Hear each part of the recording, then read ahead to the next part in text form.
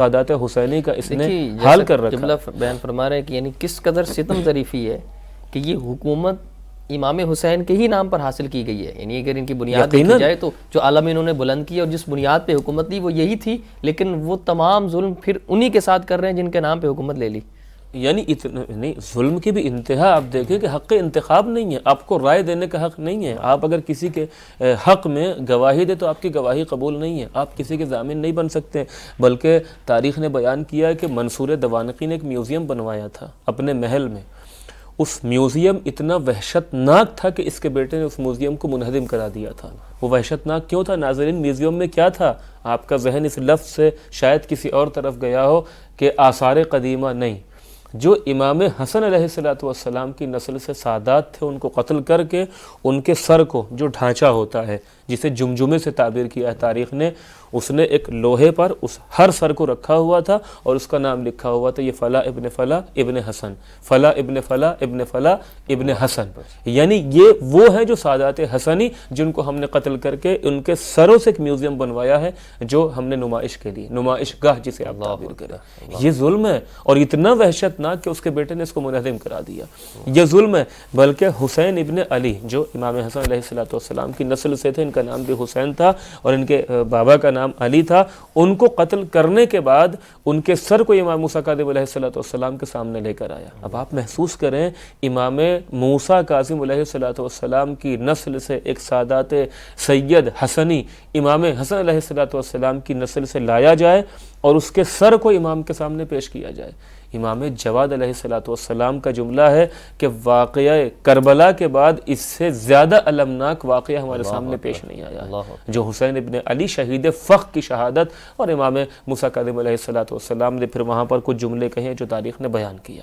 تو ایک جو فساد تھا اور جو ایک ظلم ہو رہا تھا، جو ستم ظریفی تھی، وہ علویون کے خلاف یعنی سادات حسنی اور سادات حسینی کے خلاف جو ایک سازش رچی جا رہی تھی. اس کے بعد جو ایک فساد مؤرخین نے بیان کیا وہ یہ کہ جعلی حدیث کو گڑھنا، یہ بہت خطرناک. پہلے اخلاقی فساد ہے، مالی فساد ہے، سادات کے خلاف سازشیں ہو رہی ہیں، اور اسی طریقے سے فقر ہے. اصلاً اتنی غربت ہے کہ امام صادق علیہ السلام یا امام کاظم علیہ السلام لوگوں کے گھروں میں روٹیاں پہنچا رہے ہیں تاکہ لوگ کچھ کھائیں اور زندہ رہیں. بہرحال یہ جو امداد کر رہے ہیں.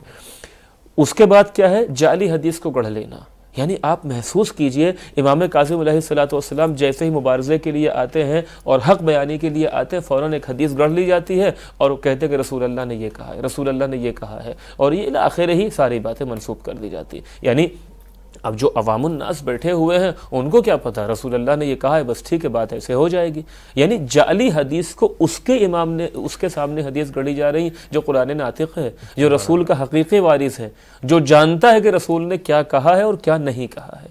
یہ اس قدر فساد امام موسیٰ کاظم علیہ السلام کے زمانے میں تھا جس کا نتیجہ یہ تھا کہ لوگ منحرف ہو رہے تھے. سادہ لوگ جو ہے وہ لوگ نہیں جانتے کہ مثلا ایک عربی پڑھی جائے، مثلا آج کے دور میں مثلا ہم بیان کر رہے ہیں، کوئی یقین سادہ آدمی نہیں پتہ کہ یہ حدیث صحیح ہے ضعیف ہے، اس کو تو نہیں پتہ بولا جا رہا. تو وہ بلکہ اگر عربی زبان میں ابھی ہم اردو میں کلام کر رہے ہیں، درمیان میں اگر کوئی عربی مختصر جملہ بول دیا جائے تو ہو سکتا ہے کسی کے ذہن میں جائے کہ تو کلام امام ہے، حدیث ہے، روایت پڑھی ہے انہوں نے. تو یہ حدیث کو گڑھ لینا. اب ایسا دور امام موسیٰ کاظم علیہ السلام کا دور ہے. کیسے امام برداشت کر رہے تھے، کس طرح دفاع کر رہے تھے، یہ آسان نہیں ہے. یہ خصوصیت جو مؤرخین نے امام موسیٰ کاظم علیہ السلام کے زمانے کی بیان کی ہیں، ان کے فساد اور ان کے ظلم جو بنی عباس کی حکومت میں پائے جاتے تھے. سبحان اللہ. انتہائی عمدہ انداز سے بیان فرما رہے تھے کہ یقیناً اگر امام علیہ السلام کا وہ دور دیکھا جائے اور پھر ان خلفاء کو سامنے رکھ کر دیکھا جائے تو انتہائی ایک مشکل دور تھا، جس میں مختلف حوالے سے جو وہ انحرافات بھی موجود تھے اور دیگر چیزیں بھی تھیں کہ جہاں ایک طرف جو ہے وہ اسراف ہو رہا ہے، عقیدے کو خراب کیا جا رہا ہے، روایات گھڑی جا رہی ہیں، دوسری طرف امام علیہ السلام موجود ہیں اور پھر ان تمام منظر کو دیکھ رہے ہیں، اور پھر یقیناً وہاں امام علیہ السلام کی ذمہ داری اور کس احسن انداز سے اس دور میں کہ جب جو ہے وہ مختلف طریقے سے فریب اور ہیلا کیا جا رہا ہے اور لوگوں کو جو ہے وہ گمراہ کیا جا رہا ہے، اس دور میں بھی امام علیہ السلام نے بہترین انداز میں اس کا مقابلہ کیا اور ان کا جو ہے وہ جواب پیش کیا. ان چیزوں میں دیکھا جائے تو یعنی ہم سارے اماموں میں دیکھیں تو امام موسیٰ کاظم علیہ السلام کی نسبت یہ لقب دیکھا جاتا ہے، آپ کو باب الحوائج کہا جاتا ہے، جیسا حضرت ابوالفضل عباس کو کہا جاتا ہے یا دیگر کچھ ہستیاں. تو باب الحوائج کا مطلب جو ہے وہ میں چاہوں گا ناظرین کے لیے بیان کیجیے گا. سننے میں ظاہرین سمجھتے ہیں جیسے باقی القابات ہیں امام کاظم وغیرہ، ان میں ایک جو ہے وہ باب الحوائج بھی حاجتوں کا دروازہ ہی نہیں کہا جاتا ہے. تو میں چاہوں گا کہ اس حوالے سے کہ اس کی کوئی خاص وجہ جو امام علیہ السلام سے منسوب کیا گیا. یقیناً باب الحوائج یعنی حاجتوں کا دروازہ جو آپ نے تعبیر استعمال کی، بیان کیا. اور مثلا مسلم بن عقیل علیہ السلام، جناب علی اصغر علیہ السلام یا ابوالفضل عباس علیہ السلام، ان ہستیوں کو بھی یہ لقب ملا ہے. اور انہی میں سے ایک لقب جو امام معصوم علیہ السلام، امام موسیٰ کاظم علیہ السلام کو یہ لقب ملا ہے. یقیناً ہر امام باب الحوائج ہے اور ہر ہستی جو خدا کی طرف سے ہے وہ باب الحوائج ہے. لیکن بعض ہستیاں وہ ہیں کہ جن کے ذریعے حاجتیں یا کسی لقب سے اس لیے پہچانے گئے کہ چونکہ اس خصوصیت کا اظہار اس ہستی سے بہت زیادہ ہوا ہے. امام موسیٰ کاظم علیہ السلام، بلکہ میں اس لفظ کو یہ بات بیان کرنے سے پہلے جملہ بیان کرنا چاہتا ہوں جو آپ کے سوال کی باریکی ہے، وہ یہ کہ جب بھی بات آتی کہ باب الحوائج یعنی حاجتوں کا دروازہ، کوئی حاجت ہو آپ پوری کر دیں گے. جب بات کی جائے، خصوصاً میں آپ سے گفتگو کروں یا آپ مجھ سے گفتگو کریں یا آپ سے کسی سے ناظرین سے کہ حاجت روائی کرنا چاہیے، لوگوں کی حاجت میں حصہ لینا چاہیے، تو عموماً ذہن کس طرف جاتا ہے؟ عموماً ذہن اس طرف جاتا ہے کہ یعنی مالی امداد. بہرحال اگر کسی کو ضرورت ہے تو اس کو پیسے سے، کھانے سے، کپڑے سے، بہرحال کسی بھی چیز سے اس کی مدد کی جائے. میں اس کا انکار نہیں کر رہا ہوں. یقیناً قضائے حاجت، کسی کی حاجت روائی کرنے کا یہ ایک مصداق ہے، لیکن منحصر نہیں ہے حاجت روائی اسی چیز میں. حاجت روائی کا فقط یہی مطلب نہیں کہ کسی کی آپ امداد کریں یعنی اس کو مال دیں، بلکہ یقیناً بہت اچھی بات ہے اور اس کی مختلف فضائل بھی، فضیلت بھی ائمہ سے وارد ہوئی ہے. اور امام موسیٰ کاظم علیہ السلام کو جو باب الحوائج کہا گیا اس کی ایک وجہ یہ بھی ہے. امام موسیٰ کاظم علیہ السلام کی بذات خود مالی حالت اچھی ہے، اور خود جو حقوق امام موسیٰ کاظم علیہ السلام کے پاس آتے ہیں وہ کثرت کے ساتھ ہیں. جو چاہنے والے ہیں، خصوصاً نیشاپور سے جو لے کے جاتے ہیں، چاہنے والے حقوق امام تک پہنچاتے ہیں.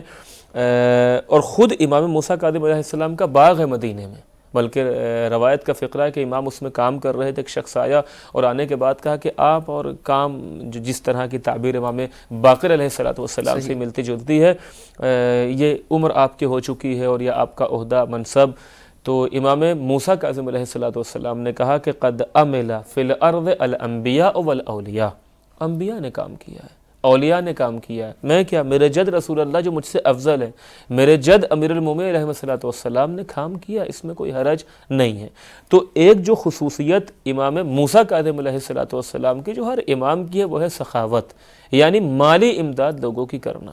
اس لیے کہ اگر کسی کے پاس مال ہے اور وہ کنجوس ہے تو امیر المومنین علیہ السلام کے بقول بخیل کی مشکل کیا ہے یا اس کی ستم ظریفی کیا ہے، اس کی مصیبت کیا ہے کہ دنیا میں زندگی گزارتا ہے فقیروں والی اور اس سے آخرت میں حساب ہوگا امیروں والا. یعنی مال ہے، مال ہونے کے بعد کنجوسی کر رہا ہے. اور اس کی جو خصوصیت امام نے بیان کی کہ البخیل بعید من اللہ و بعید من الناس و قریب من النار. بعید کیا ہے؟ بخیل، کنجوسی کرنے والا اللہ سے دور ہے، لوگوں سے بھی دور ہے. ظاہر سی بات ہے معاشرے میں آپ سخاوت نہیں کریں گے تو کوئی آپ کو جب آپ کی حقیقت کو پہچان لیں گے کہ مال ہے مگر آپ کنجوسی کر رہے ہیں، بخالت کر رہے ہیں، تو پھر کوئی آپ کو توجہ نہیں دے گا اور جہنم سے قریب ہوتا ہے، چونکہ یہ مال اس کے لیے مشکل کا سبب بن سکتا ہے. امام موسیٰ کاظم علیہ السلام مالی امداد جس کی بھی سامنے موقع پیش آتا تھا کبھی امام نے اس کو انکار نہیں کیا. بلکہ عیسیٰ بن محمود امام موسیٰ کاظم علیہ السلام کے پاس آتا، آنے کے بعد کہتا ہے کہ کھیتی ہے، کسان ہے، کہ جسے آج میں آپ کے لہجے میں ترجمہ کروں اپنے عوام کے لہجے میں کہ میں برباد ہو گیا. امام نے کہا کیا ہوا؟ کہ میری کھیتی تھی، سب کو کیڑا لگ گیا، اب جو میرا بہرحال وہ کھیتی ہے میں اس کو بیچ نہیں سکتا، خراب ہو گیا سب. تو امام نے کہا کہ اگر تمہاری کھیتی باقی رہتی تو اس کا کتنا درآمد ہوتی. ناظرین غور کیجئے گا، اس کی درآمد کتنی ہوتی، کتنا تم کو فائدہ ہوتا. تو اس نے کہا کہ 120 دینار. تو امام موسیٰ کاظم علیہ السلام نے اس کو 150 دینار اور 2 اونٹ دیے. یہ کون ہے؟ عیسیٰ بن محمود. حماد بن عیسیٰ امام موسیٰ کاظم علیہ السلام کے پاس آیا. آنے کے بعد کہا کہ مجھے آپ سے 5 چیزیں چاہیے. پہلے زوجہ، شادی کرنا ہے، دوسرے گھر، تیسرے سواری، اور اس کے بعد مجھے آپ سے جو 5 چیزوں کا مطالبہ کیا ہے، جو تاریخ نے بیان کیا ہے، اولاد چاہیے. یعنی زوجہ، اولاد، گھر، سواری، اور اس کے بعد مجھے حج کرنا ہے. یعنی یہ 5 چیزیں مجھے آپ سے چاہیے. تو امام موسیٰ کا یعنی انداز کیا تھا طلب کرنے کا. امام موسیٰ کاظم علیہ السلام نے کہا ٹھیک ہے میں تمہارے حق میں دعا کروں گا اور خدا تم کو 50 حج نصیب کرے. اب بہرحال امام معصوم کی زبان سے جملہ نکلا کہ اس انداز میں حماد بن عیسیٰ نے امام موسیٰ کاظم علیہ السلام سے آ کے مطالبہ کیا تھا. حماد بن عیسیٰ کا کہنا ہے کہ میری شادی بھی ہو چکی ہے، بچے میرے